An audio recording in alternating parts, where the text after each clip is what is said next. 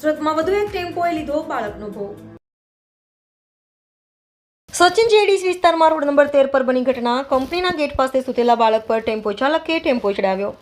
2.5 વર્ષના બાળક પર ટેમ્પો ચડી જતા બાળકનું ઘટના સ્થળે જ મોત। ઘટના બાદ માતા બાળકને લઈ કંપનીમાં કામ કરવા ગઈ હતી ત્યારે બની ઘટના। માતા બાળકને અન્ય બાળકોની સાથે સુડાવી કામ કરવા લાગેલ। સચિન જેડીસીમાં સાઈનાથ સોસાયટીમાં રહે છે બાળકનો પરિવાર। ટેમ્પો ચાલકની બેદરકારીથી બાળકનું મોત થયું હોવાના પરિવારના આક્ષેપ। पुष्पेंद्र क्या पूरी घटना हुई? वो घटना मेरी घरवाली कंपनी जाती है ना, कचरा पट्टी में काम करती थी, बच्चों को लेके जाती थी। तो वो बच्चा सो गया था, उसने गेट के पास सुला दिया। गर्मी था, 4 बजे का समय था, टाइम पर खड़ा था।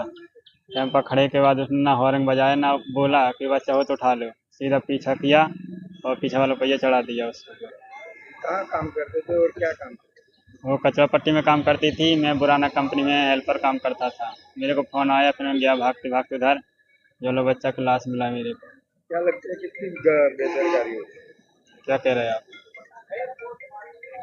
क्या लगता है टेम्पो वाले की बेदरकारी है? टेम्पो वाले की तो है ही, वो गलती सब उसको बताना चाहिए कि बच्चा वाला कंपनी कौन एक बच्चा उसमें जाना क्या बच्चा काम बच्चे वाली सब लेडीज जाती है, हॉर्न बजाना चाहिए। बच्चे वाली कंपनी तो बताना चाहिए ना। वो टाइम पर खड़ा था, अचानक स्टार्ट करके पीछे कर लिया, अंदर कर लिया कंपनी के। वहाँ पे सिक्योरिटी वगैरह कोई नहीं था। एक रहता है सुपरवाइजर, बाकी सब लेडीज काम करती है बच्चों को लेके। कितने साल का बच्चा? वो 2.5 साल का बच्चा था मेरा। ऋतिक। कहाँ के रहे? हम लोग चरखारी अस्तौन महोबा जिला। यहाँ पे कहाँ? यहाँ पे साईनाथ सचिन साईनाथ।